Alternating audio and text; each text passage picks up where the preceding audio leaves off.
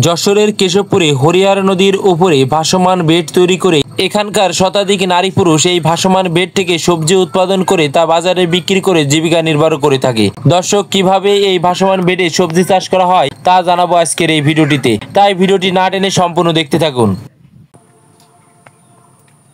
কাকি, কি কাজ করতেছেন? কচুরলতি কি হয় এখানে নদীতে? নদীতে কিভাবে কচুরলতি চাষ করলেন? শেলার পরে এত সুন্দর কচুরলতি হয়েছে। আরে এতে কেমন কচুরলতি হয় কাকি এক জায়গায় একটা বেডে? কতদিন পর পর তোলেন?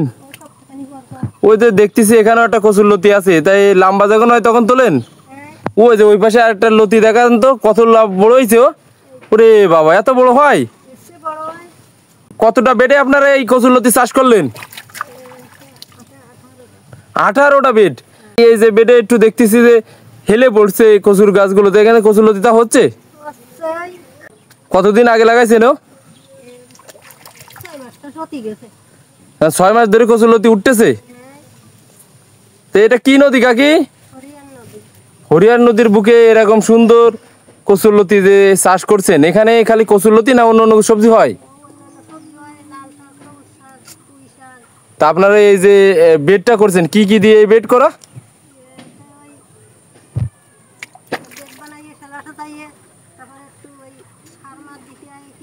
মানে এই যে এখানে যে শ্যাওলা আছে, এই শ্যাওলা সাজান?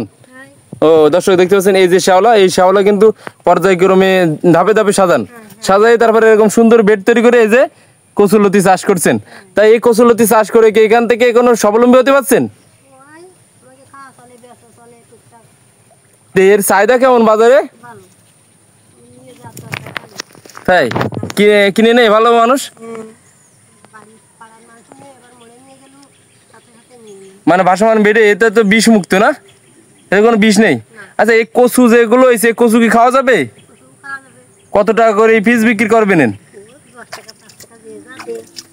তাই এই কচু তো অনেক বড় হয়েছে না? কবে তুলবেন কচু? তুলে ফেল দেবেন এখন?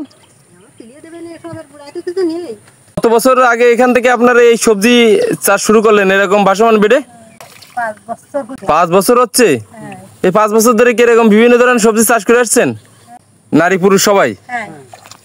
দর্শক, নারী পুরুষ সবাই মিলে কিন্তু এরকম ভাসমান বেড তৈরি করে সেখান থেকে এখন বর্তমান কচুরলতি চাষ করছে। আর এই চাষটা এর আগে বিভিন্ন সবজি ছিল, তাই তো?